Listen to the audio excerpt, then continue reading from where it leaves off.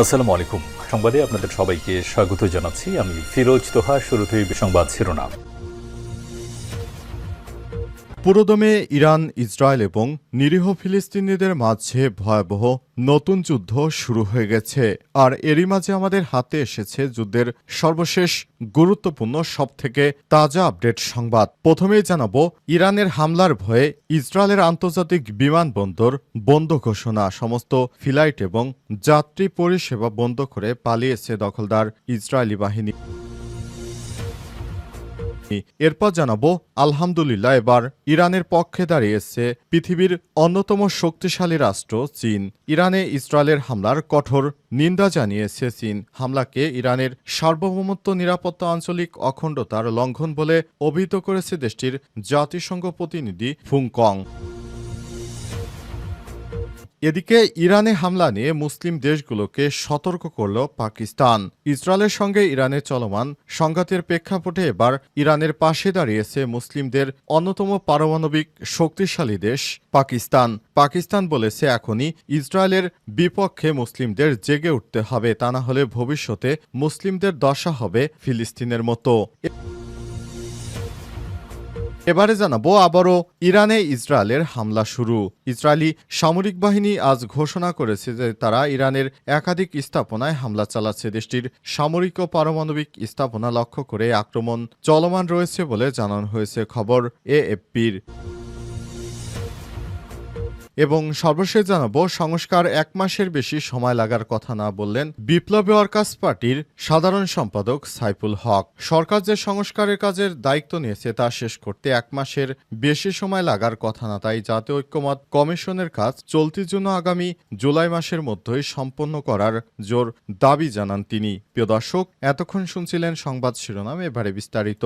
তবে তার আগে বন্ধুরা অনুরোধ থাকবে এই সংবাদটিতে একটি লাইক দিন।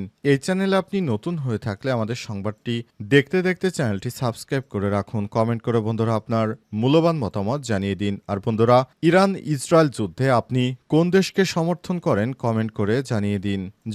আপনি বিশ্বের কোন দেশ থেকে বা বাংলাদেশের কোন স্থান থেকে আমাদের সংবাদটি দেখছেন এবং শুনছেন। এবার বিস্তারিত। ইরানি হামলার ভয়ে ইসরায়েলের প্রধান আন্তর্জাতিক বিমানবন্দর বেন গুরিয়ন বিমানবন্দর বন্ধ ঘোষণা। পরবর্তী নির্দেশ না দেওয়া পর্যন্ত তেল আবিবে অবস্থিত ইসরায়েলের বেন গুরিয়ন আন্তর্জাতিক বিমানবন্দর বন্ধ ঘোষণা করা হয়েছে। ইসরায়েল ও ইরানের মধ্যে পাল্টাপাল্টি হামলার মধ্যে সিদ্ধান্ত নেওয়া হয়েছে। বেন গুরিয়ন আন্তর্জাতিক বিমানবন্দরের মুখপাত্র লিসা ডাউভারের বরাত দিয়ে আল জাজিরার খবরে বলা হয়েছে, বিমানবন্দর বন্ধ ঘোষণা করা হয়েছে। পুনরায় খোলার জন্য এখনও কোনো সিদ্ধান্ত বা তারিখ নির্ধারণ করা হয়নি। বিমানবন্দর থেকে তোলা ছবিতে দেখা গেছে চেক ইন কাউন্টার ও যাত্রী লাউঞ্জগুলো ফাঁকা রয়েছে। ফ্লাইটের তথ্য বোর্ডে সব ফ্লাইট বাতিল ঘোষণা করে দেওয়া হয়েছে। এদিকে লেবানন এবং জর্ডান সহ ওই অঞ্চলে অন্যান্য দেশ শনিবার থেকে তাদের আকাশসীমা পুনরায় খুলে দিচ্ছে বলে জানিয়েছে। ইরানের পাল্টা হামলায় ইসরায়েল এ পর্যন্ত 3 জন নিহত এবং 172 জনের বেশি আহত হয়েছে বলে স্বীকার করেছে ইসরায়েলি মিডিয়া। সর্বশেষ খবর অনুযায়ী ইসরায়েলি প্রতিরক্ষা বাহিনী আইডিএফ জানিয়েছে তারা ইরানে তাদের অভিযান চালিয়ে যাবে। অন্যদিকে ইরানও বলছে ইসরায়েলের বিরুদ্ধে ইরানের হামলা অব্যাহত থাকবে। ইরানের জ্যেষ্ঠ সামরিক কর্মকর্তার বরাত দেয়া প্রতিবেদন এই তথ্য জানিয়েছে বার্তা সংস্থা আনাদুলো। এতে বলা হয়েছে দখলদার ইসরায়েলি বাহিনীকে আর ছাড় দেওয়া হবে না। দখলদার ইসরায়েলি বাহিনী যতটুকু করেছে সেটি অত্যন্ত বেশি, তাদের আর ছাড় দেওয়া হবে না। এই সময় এসেছে এখন ইহুদিবাদী ইসরায়েলকে চরম শিক্ষা দিতে হবে। ইরানের পক্ষ নিয়ে ইসরায়েলের বিরুদ্ধে যা বলল চীন। ইরানে ইসরায়েলের হামলার কঠোর নিন্দা জানিয়েছে চীন।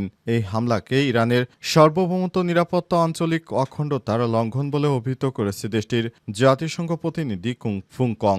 স্থানীয় সময় আজ জাতিসংঘ নিরাপত্তা পরিষদের এক জরুরি বৈঠকে তিনি এই মন্তব্য করেছেন খবর রয়টার্সের। তিনি আরও বলেন, বর্তমানে সংঘাতে ইরানের পারমাণবিক আলোচনা প্রক্রিয়ার উপর নেতিবাচক প্রভাব ফেলেছে বলে বেইজিং গভীরভাবে উদ্বিগ্ন। ফুংকং ইসরায়েলকে অবিলম্বে সব সামরিক কার্যক্রম বন্ধ করার আহ্বান জানান যাতে পরিস্থিতি আরও খারাপ না হয়। ফুং আরও বলেছেন, পারমাণবিক অস্ত্র বিরোধ চুক্তির স্বাক্ষরকারী দেশ হিসেবে ইরানের পারমাণবিক শক্তি শান্তিপূর্ণ ব্যবহারের অধিকার সম্পূর্ণরূপে সম্মান করা উচিত। এদিকে আজ দিবাগত রাতে ইসরায়েলে পাল্টা হামলা চালায় ইরান। এরপর থেকে মধ্যপ্রাচ্যে বড় ধরনের সংঘাতের আশঙ্কা করা হচ্ছে। এমন পরিস্থিতিতে সংশ্লিষ্ট সব পক্ষকে সংযত থাকার আহ্বান জানিয়েছে চীনের পররাষ্ট্র মন্ত্রণালয়ের মুখপাত্র লিন জিয়ান বলেছেন, এই ধরনের পদক্ষেপ ভয়াবহ পরিণতি ডেকে আনতে পারে। আমরা সংশ্লিষ্ট পক্ষগুলোকে আহ্বান জানাই যেন তারা উত্তেজনা না বাড়িয়ে আঞ্চলিক শান্তি এবং স্থিতিশীলতা রক্ষায় ভূমিকা রাখে। ইরানের ঘনিষ্ঠ অর্থনৈতিক অংশীদার চীন,